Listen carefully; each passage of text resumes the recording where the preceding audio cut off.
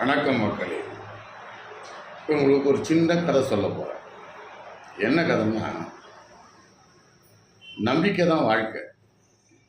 சந்தேகம் ஒரு விளையாட்டு எப்படி விபரீதமாச்சு அப்படின்ற ஒரு கதை தான் உங்கள்கிட்ட சொல்ல போகிறேன். ஒரு காதலன் காதலி, அவனோட சின்ன விளையாட்டு விபரீதமாக முடிஞ்சிருக்கு. காதலன் பேர் சக்தி, காதலி பேரும் சக்தி. காதலன் பேர் சக்திவேல், அதனால் சக்தின்னு உங்களுக்கு சொல்கிறேன். அவன் காலையில் எழுந்த உடனே அவன் பர்த்டேவுக்கு அவன் காதலி விஷ் பண்ணலன்னு ரொம்ப வருத்தத்தில் இருக்கிறான். உடனே தன்னுடைய ஃபோனை எடுத்து அவன் காதலிக்கு ஃபோன் பண்ணுறான்.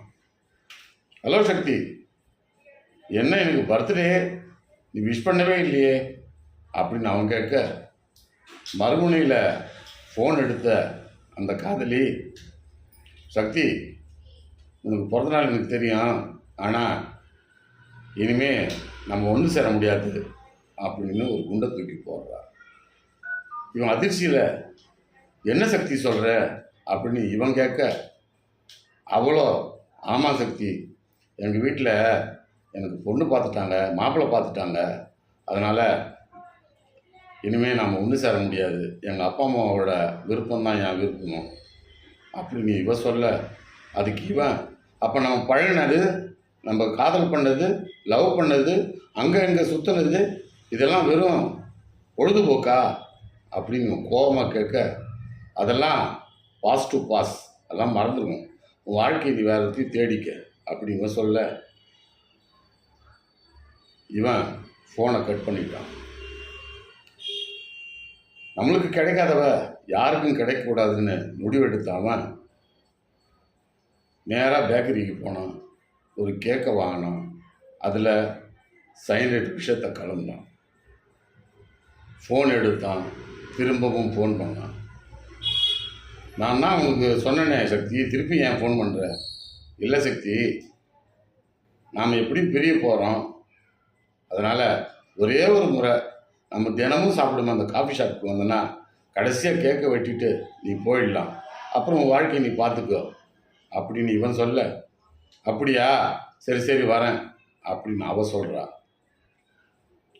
ஒரு 10 நிமிடம் கழித்து வேகமாக இவன் அந்த காஃபி ஷாப்புக்கு நுழைய, அதுக்கு முன்னாடியே அந்த காதலி அங்கே வந்து அமர்ந்திருந்தா. என்ன சக்தி இப்படி சொல்லிட்ட அப்படின்னு இவன் கேட்க, சக்தி அதெல்லாம் அப்புறம் சொல்கிறேன், முதல்ல கேட்க வெட்டுன்னு இவன் சொல்ல, அப்போ இதுதான் உன் முடிவா, நீ முதல்ல கேட்க வெட்டு அப்படின்னு அவ சொல்ல, திரும்பவும் இவன் கடைசியாக கேட்குறான், சக்தி இதுதான் உன் முடிவா, என்னை நீ ஏற்றுக்க மாட்டியா நீ இவன் கேட்க, முதல்ல கேட்க வெட்டு சக்தின்னு அவ சொல்ல, சரின்னு இவன் கேட்க வெட்டி அவன் இவளுக்கு கூட்ட வர, இல்லை கடைசியாக நீ சாப்பிடு, நான் எப்போ வேணால் சாப்பிட்டு இந்த கேக்கை அவன் சாப்பிட, அவள் அந்த சைனட் விஷயத்தை கலந்த கேக்கை சாப்பிட்றா. கண்ணு சொருகுது. ஏண்டி என்னை விட்டுட்டு வேற இடத்துல கல்யாணம் பண்ணிக்குவேன் நீ இவன் கேட்க, ஐயோ சக்தி, நான் அவனை ஃப்ராங்க் பண்ணேன் சக்தி, எனக்கு இது மாதிரி இப்போ ஒன்றும் பார்க்கல, எங்கள் அப்பா அம்மாட்ட சொல்லிட்டேன், உன்னை அவங்க ஏற்றுக்கிறேன்னு சொல்லிட்டாங்க சக்தி, நான் சும்மா உங்கள்கிட்ட விளையாட்டுக்காக அந்த பொய்யை சொன்ன சக்தி, இவன் கத்த, ஐயோ சக்தி இவன் கத்த, ஒரு ஃப்ராங்க்கு எப்படி இப்போ முடிஞ்சது பார்த்தீங்களா? தயவுசெய்து வாழ்க்கையில் விளையாடாதீங்க. இது வரைக்கும் நீங்கள் கேட்ட கதையை உங்களுக்கு பிடிச்சிருக்குன்னு நான் நினைக்கிறேன்.